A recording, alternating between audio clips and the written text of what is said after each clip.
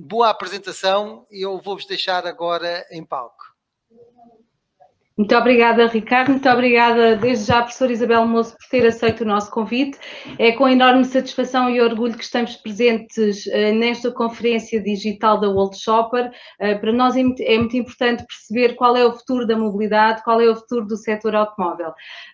Isabel, depois de termos ouvido esta brilhante apresentação do Salvador em espanhol, vamos igualmente ter o enorme prazer de ouvir, como pessoa altamente reconhecida pelas suas competências na gestão de pessoas, por toda a inspiração também que nos tem trazido e, sobretudo, pelo seu know-how nesta matéria do reskilling.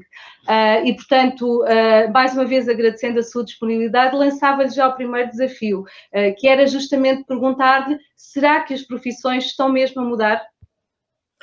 Olá, boa tarde a todos. Antes de mais, um agradecimento à Norauto, na pessoa da Fernanda, e também um agradecimento ao World Shopper Conference por promover este espaço de reflexão, de partilha e, fundamentalmente, de apelo à ação. Sim, Fernanda, eu acho que estamos, de facto, naquilo que se vem anunciando como a quarta revolução industrial e que, ao contrário da que chamamos a terceira revolução industrial, que assentava muito na automação dos processos produtivos, agora estamos a assistir a uma automação dos processos cognitivos. E se isto, por um lado, fará desaparecer alguns empregos, por outro lado, também irá gerar novas profissões. As novas profissões têm sempre a ver com dois movimentos. Por um lado, aquilo que são as alterações e as evoluções sociais, e ainda há pouco o Salvador falava dessa questão também, do envelhecimento das populações, mas também do desenvolvimento das tecnologias. E as profissões, quando mudam sempre em dois aspectos fundamentais. No espectro geral da profissão e na sua valorização socioeconómica, mas também no conteúdo funcional da mesma.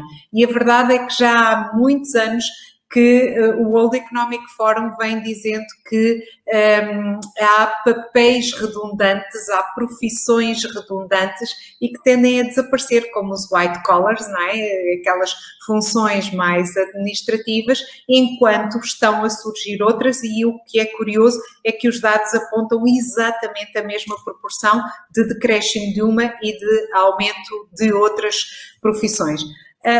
Eu há pouco fazia aquele exercício que o Salvador nos propunha e recordei-me de uma série que talvez alguns se lembrem, pelo menos em Portugal, chamava-se Espaço 1999, uma coisa dos anos 70, penso que passou em Portugal por finais dos anos 70, e onde nós víamos que eles com um gadgetzinho conseguiam comunicar entre planetas.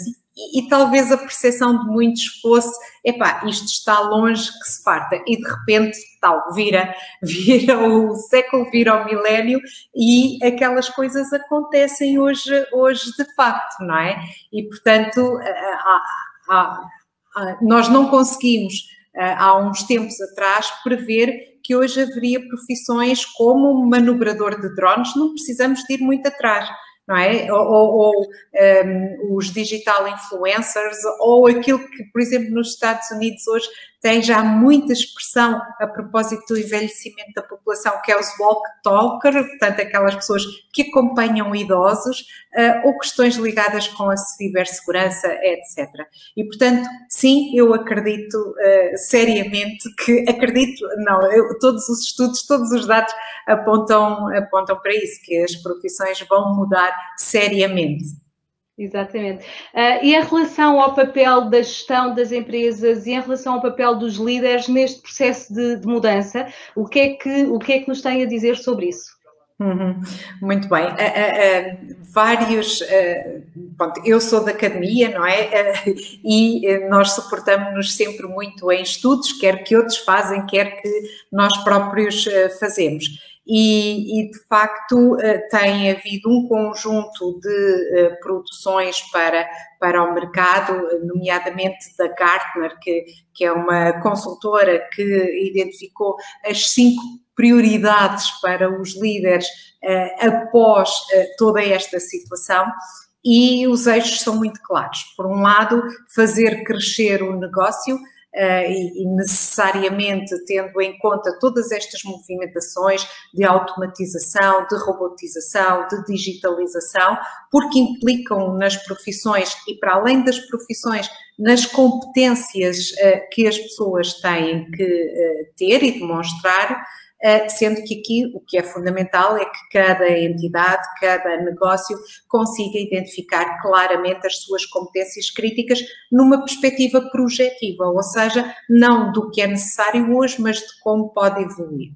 Um outro eixo terá a ver com o incremento da excelência operacional, o que tem a ver com design organizacional, e nós assistimos nos últimos anos, quer ao achatamento das estruturas organizacionais, quer à proliferação das estruturas matriciais, e, portanto, é porque alguma coisa mudou.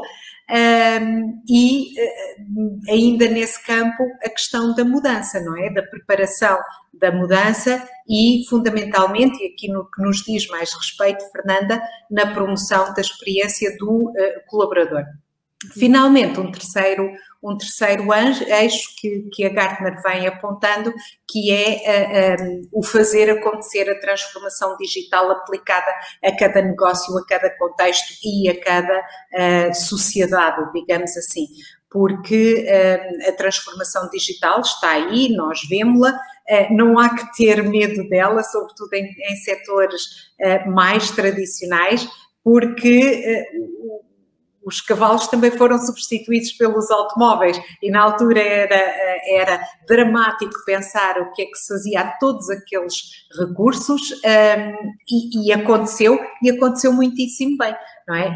E a história está cheia de exemplos dessas mudanças, portanto eu creio que o papel dos líderes aqui será fundamentalmente de evangelização da mudança, e desta mudança também das necessidades de desenvolvimento de competências das pessoas.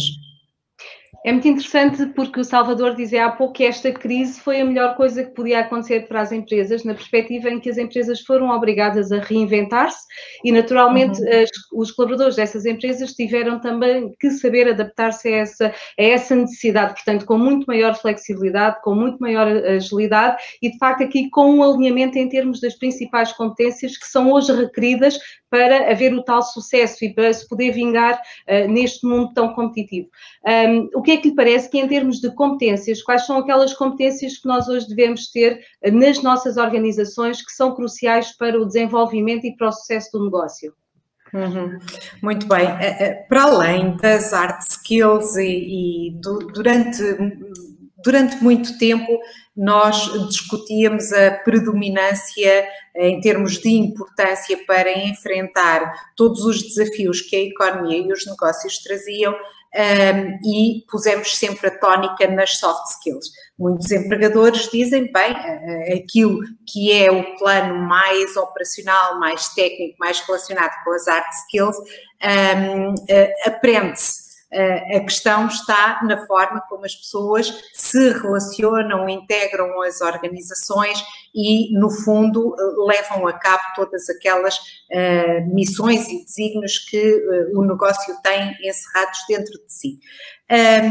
Na verdade, hoje parece-me que já não é tanto essa a discussão. Portanto, em termos de competências, uma coisa é certa, todos nós vamos ter de estar permanentemente em aprendizagem ao longo de toda a nossa vida, isso hoje é muitíssimo claro, mas em termos de competências eu acho que a questão já não é entre esta dicotomia de competências mais técnicas ou mais atitudinais e comportamentais. Eu acho que hoje a discussão é quais são as competências que de facto fazem a diferença.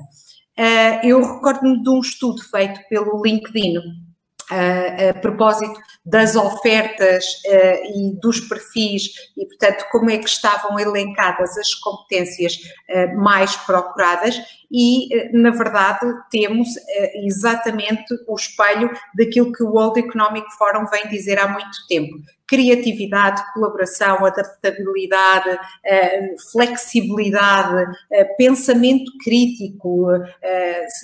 Na outra revolução industrial, o pensamento crítico não era nada bem visto, porque os processos estavam assim e é para fazer assim, e o homem entrava na máquina, se recordam daqueles filmes dos tempos modernos, não é?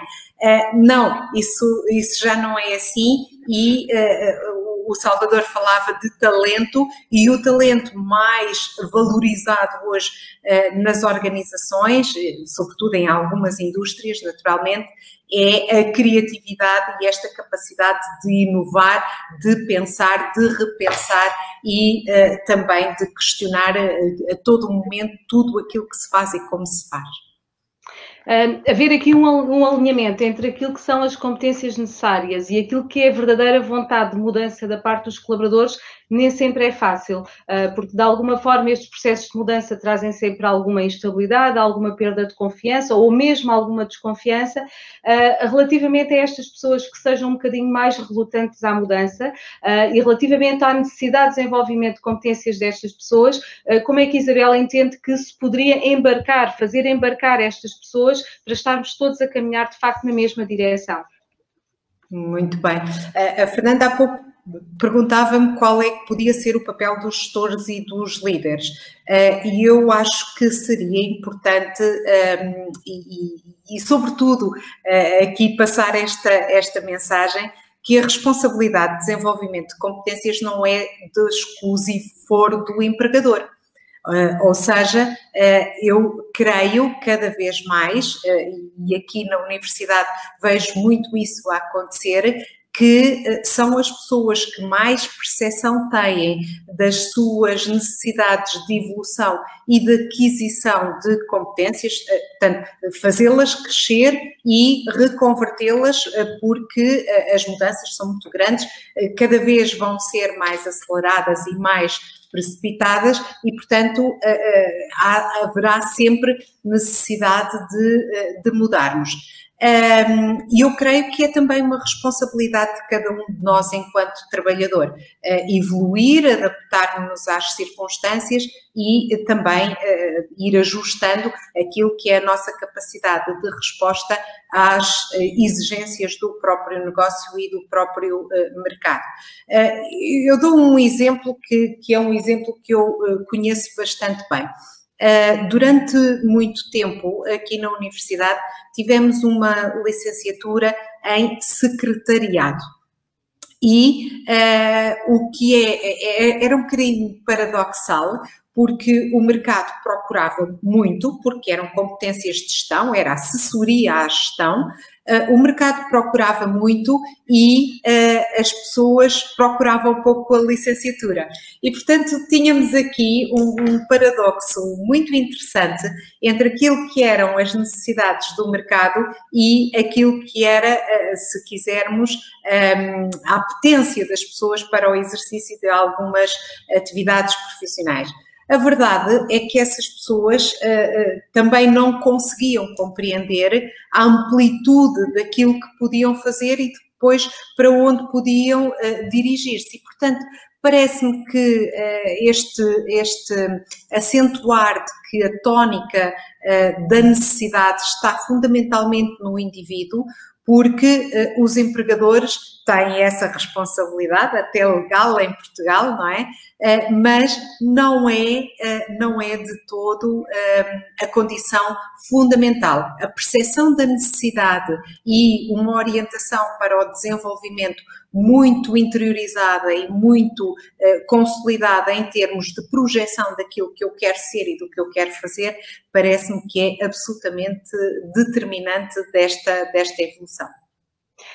Pegando naquilo que acabou de dizer, parece-me que existe uma relação muito estreita entre aquilo que de facto são as habilitações académicas e aquilo que é o estudar ao longo da vida, que de resto é um fator muito importante em determinados países, nomeadamente os países nórdicos, em que de facto existe esta cultura, não é? Este hábito de ser estudante sempre para saber mais e para se superar, e em Portugal as coisas não são exatamente assim, embora nós hoje já tenhamos muitos incentivos, nomeadamente no ensino superior, que, nomeadamente através dos maiores de 23, portanto, que haja de facto esse regressar à escola, esse regressar às novas aprendizagens, a desenvolver novas competências que serão de facto facilitadoras para vingar num mundo que está em permanente mudança, mas ao mesmo tempo também existindo aqui uma correlação muito direta entre aquilo que pode ser a remuneração oferida após de facto se desenvolverem estas competências. E eu penso que é muito importante também essa reflexão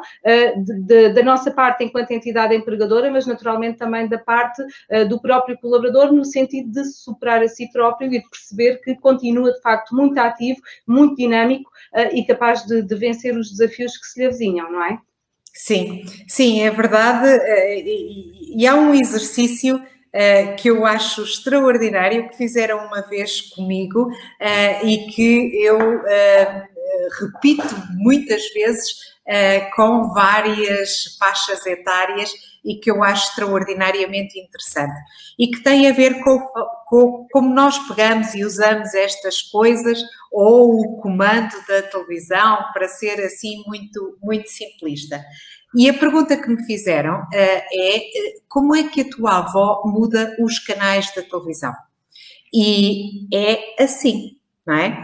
E é provável que na nossa geração, e já nem estou a falar das gerações mais novas, nós consigamos mexer nisto de uma forma completamente diferente. Ainda assim, comparando com os mais jovens, parece que estamos quase num estádio de analfabetismo tecnológico aqui com os devices, não é? E porquê? Porque, sobretudo, aqueles que hoje são chamados a geração digital, não é? Estes que nascem já neste milénio, mexem nestes equipamentos de uma forma assombrosa.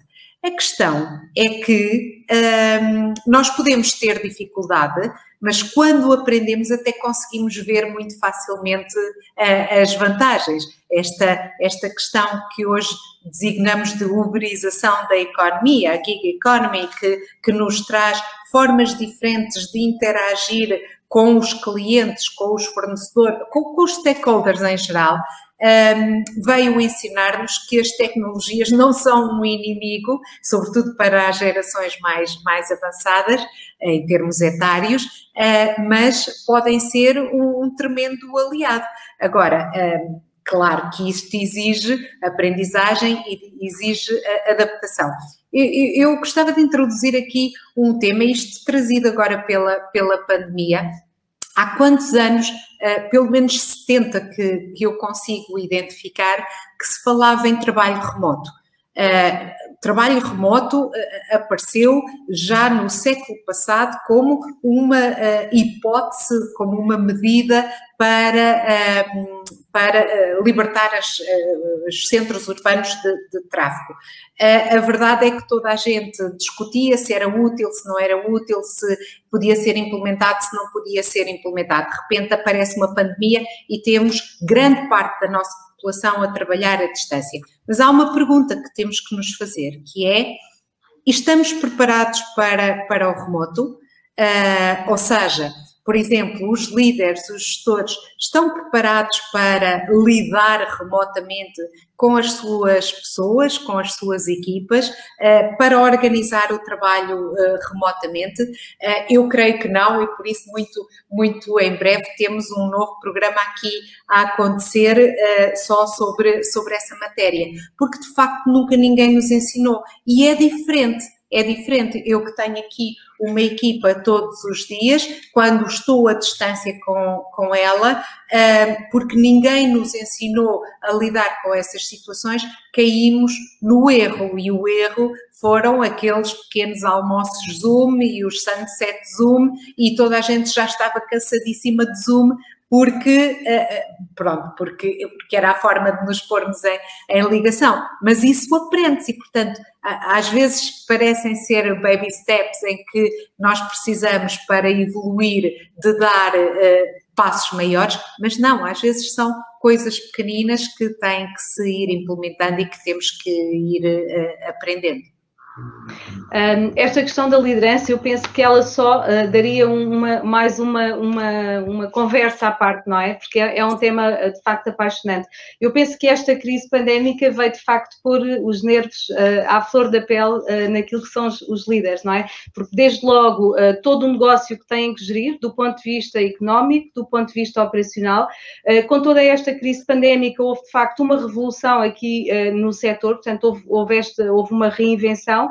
E, paralelamente a isso, nós tivemos aqui sistemas híbridos a trabalhar. Nós, ao nível da Norauto, tivemos a trabalhar num sistema presencial, portanto, os nossos centros continuaram sempre abertos para poder responder às necessidades de todos os automobilistas, dos profissionais de saúde, de todas as forças de segurança que durante aquele período, de facto, precisaram de continuar a fazer o seu trabalho em prol do país. E, portanto, nós tivemos colaboradores 100% na placa de vendas, tivemos colaboradores em situação de layoff e, paralelamente a isso, tivemos colaboradores em teletrabalho. Portanto, os colaboradores da sede estiveram em teletrabalho. Ora, tudo isto somado, vem trazer um acréscimo de responsabilidade para os nossos líderes e relativamente a isso não havia formação prévia. Portanto, nós todos fomos colocados à prova e por mais acompanhamento que tivéssemos dado às nossas equipas, que foi um dos fatores fundamentais, foi manter a proximidade com as equipas, manter uma comunicação muito aberta e muito transparente, eu penso que isto acarretou, do ponto de vista da liderança, de facto, uma responsabilidade muito acrescida e nós hoje temos que pensar muito bem no papel destas lideranças, porque até do ponto de vista da estabilidade emocional, do ponto de vista da sua saúde mental, são fatores que nós temos de ter em consideração. Não sei se está de acordo. Completamente de acordo, Fernanda. De facto, a Gartner, que eu há pouco referia, também publicou um estudo que é o futuro do trabalho em termos de tendências no pós-Covid e, de facto, o que dizem é que toda esta situação acabou, um bocadinho como nós portugueses dizemos, a melhor maneira de aprender a nadar, por vezes, é mesmo atirar com a criança para dentro da piscina, não é?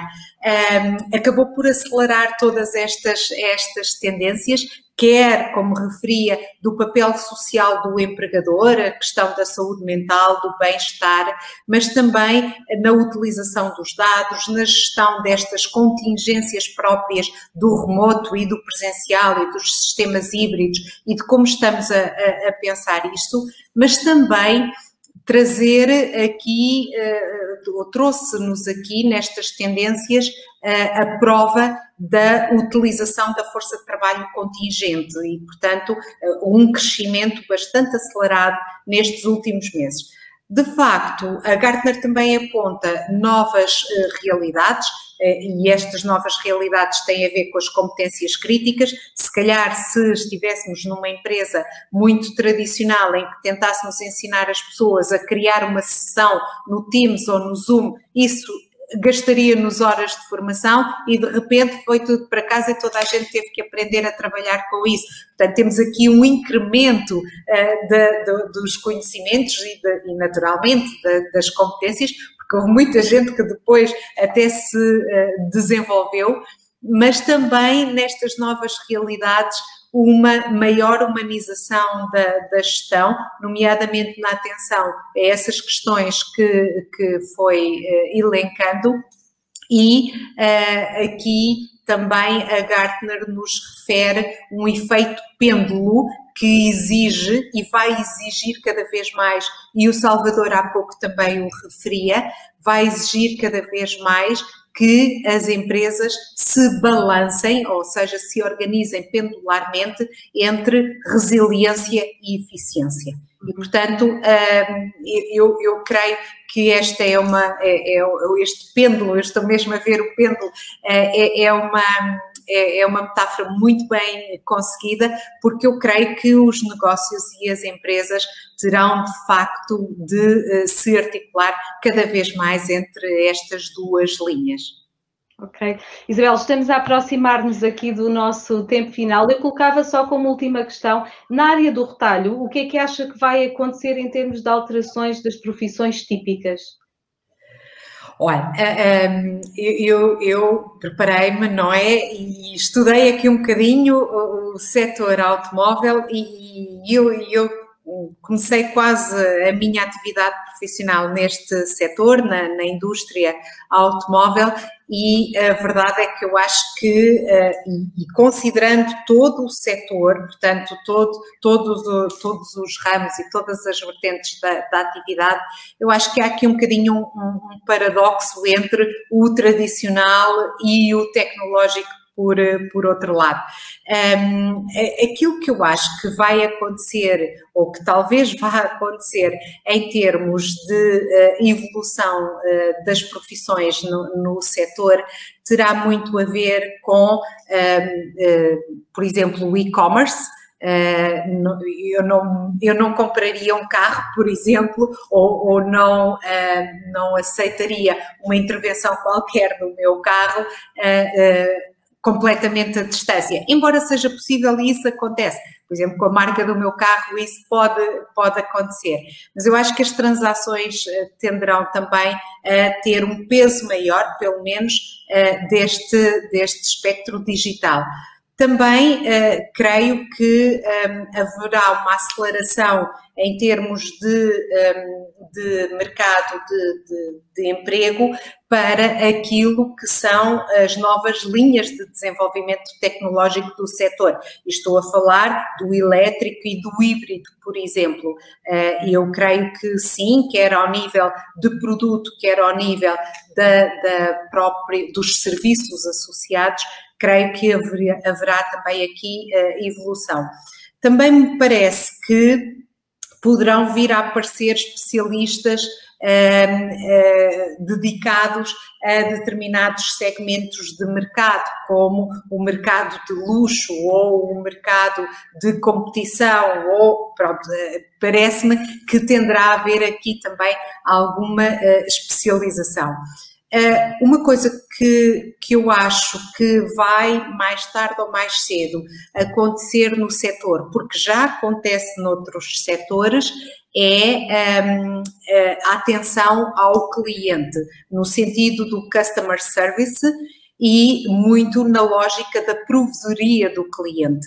E, de facto, uma coisa que eu trabalho há praticamente 30 anos e sempre ouvi falar, escutar o cliente, mas era uma ideia e cada vez mais ela acontece de facto, sobretudo quando tem que se alimentar um mercado.